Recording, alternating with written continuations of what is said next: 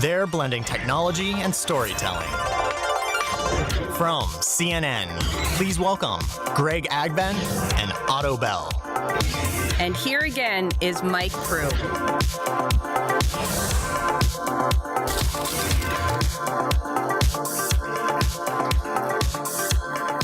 Good see.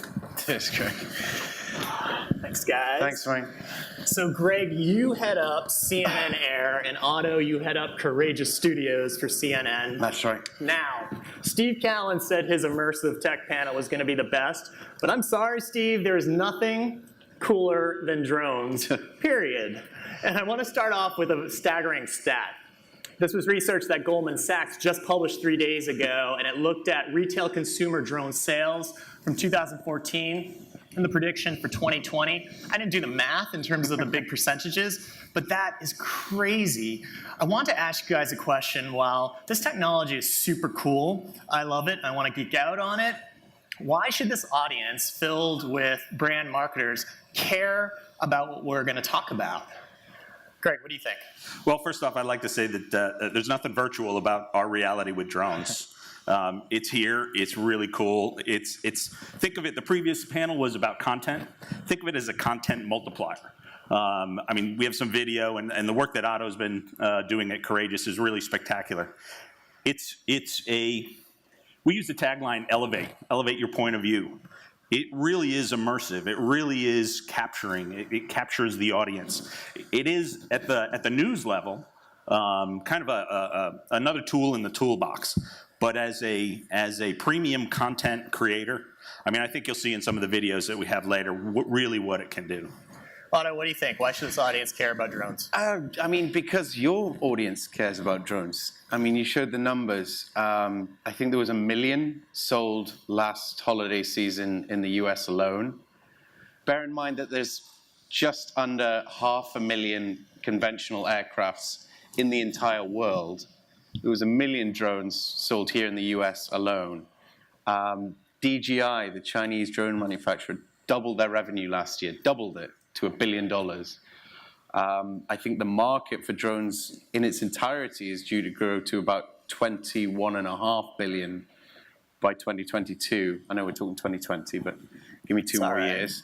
Fast forward even further in the future. And it's only at $2 billion right now. So, you know, when we talk about whether this is a market or it's a market that's maybe going to be important, it already is important. And the implications and usages are not just for filmmakers like us at Courageous. I mean, they're from everything from, you know, mapping out views of real estate to understanding safety and infrastructure so you can avoid crises. I mean, all of the implications of how they are used, it's fundamentally and profoundly going to change many of the markets that we talked about disruption this morning.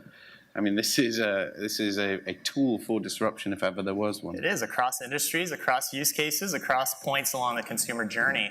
I want to organize the time that we have into 3 parts, talk and dive deep into the capabilities of drones, explore branded content and how you guys are using drones to capture amazing footage, then end where Jamie Shai and Shar started with talking about drones used to enhance the customer experience. On the technology side, starting with that, we put together, and you guys were phenomenal in loaning out a couple of your top drone pilots. We went to Battleship Cove and did a shoot. We'll roll this video to showcase the capabilities of what CNN's drones can do.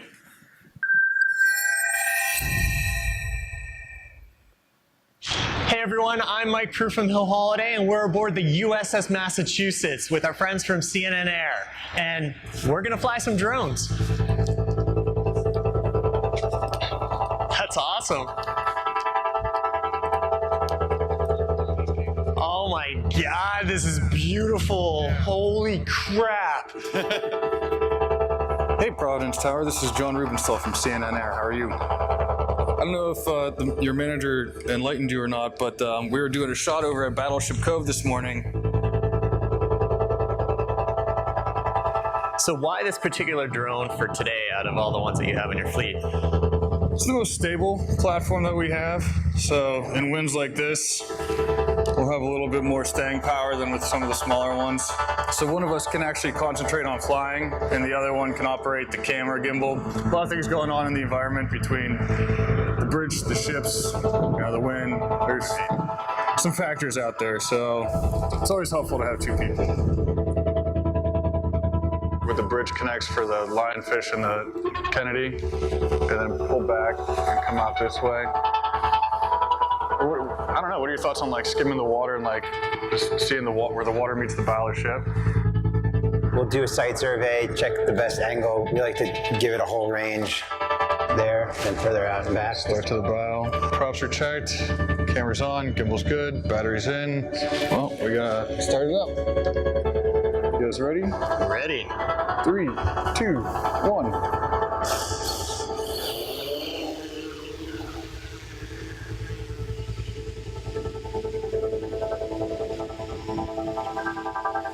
Let's do a quick flight test.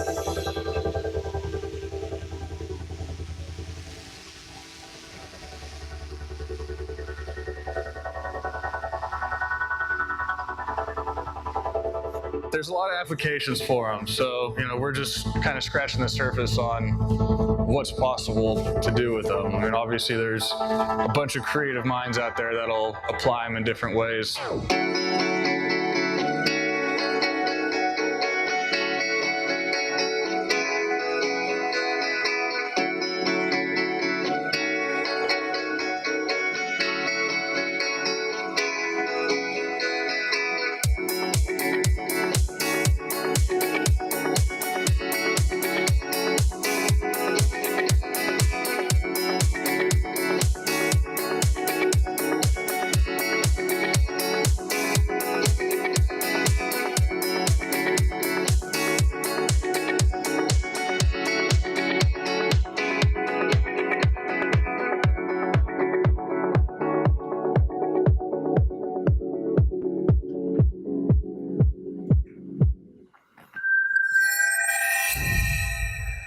Greg, one of the things that really struck me on that shoot was the amount of safety precautions and regulations that need to take place. Can you talk about the state of drones from the standpoint of doing shoots like this and what it really takes behind the scenes? Yeah, I think what that was an example of was the difference between just looking at the numbers of drones sold, because a lot of drones are just being sold to hobbyists, and the professional drones. There is FAA regulations that are meant to make sure that we operate safely in the airspace. So the simple fact that we start with safety first, we want to be safe, creative, and professional in the operations that we undertake. We use a variety of different craft. We try and fit the craft to the mission, as it were, simply to make sure that what we're doing is right sizing. We put the right, we want the right end product. Sometimes it's a small drone for potential operations over people. Sometimes it's a medium-sized drone, like the drone you saw in there. That's one of the DJI drones that is really a workhorse right now.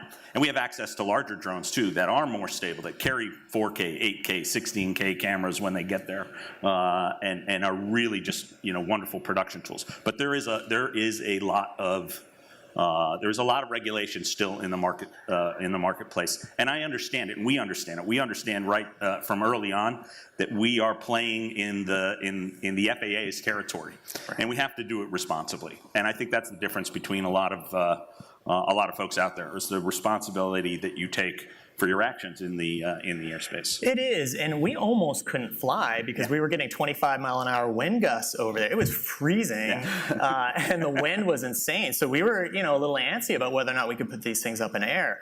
Effie, one of your drone pilots, I think your lead drone pilot, shared with me that when CNN gets news stories, you guys kind of use a filter to say whether or not there's an application to shoot with drones. Can you quickly talk a little bit about that in the context of tomorrow's election? Oh yeah, well, so I mean, the first thing I've been doing this for 2 years now. There is. First off, thank you for a break from the election.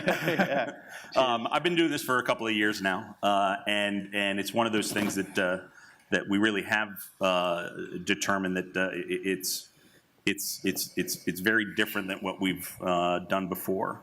You know, we want, you know, I'm sorry, what was the question? Are you guys going to use your drones for something relative to tomorrow's election? Well, we're gonna. Okay, so what I was gonna mention was, you know, you try and do, I've counseled as many people to say no, or I've said no to drones as I've said yes to drones, because the first thing you ask is, what is the purpose of it? So tomorrow's election, we anticipate that there are going to be long lines in Pennsylvania and a couple other locations out there. We are working with the FAA, the local authorities, to fly responsibly, safely, creatively, to try and capture some of that. We can't fly over people, we won't fly over people, but we will try to capture and give a different context and understanding. Rather than just saying there's a long line and looking right down there, you'll see That's awesome. a long line. That's great. I want to transition into branded content. And what we did, Otto, is you guys provided us footage from shoots that you did for a various amount of brands. Yeah. We put that together into a quick 1-minute sizzle video. Let's roll it so you guys can see what that looks like.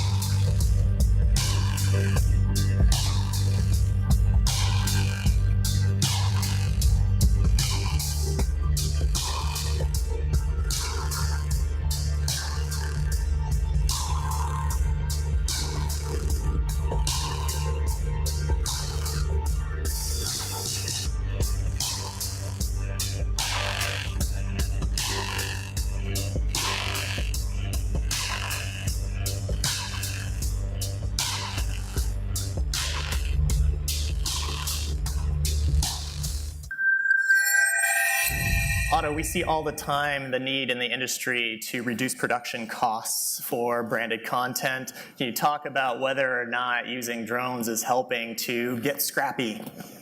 Certainly. Well, we've reduced our production costs by hiring full-time staff. So I run a team of Emmy and Murrow-winning journalists who also specialize in video. And they're supplemented by cinematographers, web developers, editors, who again all work full-time. And we own all our own gear. So we actually own a fleet of drones, which complements what Greg does as well. So when we're not subject to FAA rules, when we're filming internationally, we've got the gear and the cinematographers capable of flying those machines wherever they want to in the world. And we're actually working on getting our branded entertainment cinematographers qualified as FAA pilots as well, so that we can take some of the strain off the news gathering. Right now, I plug into Greg's machine as well when I want to film in the US with one of my drones. So yeah, drones doesn't dramatically increase the cost of production necessarily, unless you have to hire a pilot to Well, I film would think they would reduce the cost because you're not using a helicopter to do the shoot. Well, that's right. I mean, we just did. What wasn't in there is a piece that we just did. We were the first brand studio to ever do aerial virtual reality, which is, you know, there's some buzzword bingo, right? So yeah, you take a 360 camera rig. We used an S1000 drone, a big octocopter, so a heavy-duty machine, which could carry a gyro-stabilized 360 rig, and we went over rail yards and some of Norfolk Southern's incredible sort of horseshoe bend and all of these iconic rail paths. And then we had the actual employees talking about what it meant to them to work on the rail yards, and we ran those at the Democratic and the Republican National Conventions. So we had all of these politicos and influencers coming through, taking a break from the madness. We had Bloomberg and everybody looking at the Norfolk Southern rail yards and being transported away from the circus that was happening around them. So let's pause on that for a minute, because Mike Grimes just did a whole panel on branded content and the need to be authentic. Yeah. Why should our clients invest in content versus what we've known as traditional advertising, commercials? What kind of ROI are you seeing through Courageous for the brands that we just saw in that sizzle video of that kind of purest play content? I mean, it's basic maths in a lot of ways. We were actually having a conversation with some of the people in this room last week about you know, the average 30-second spot in America costs about $350,000 to produce. You know, that's just the average. As we all know, it goes a lot further than that. Content produced by a studio with a full-time staff can be 1/10 of that.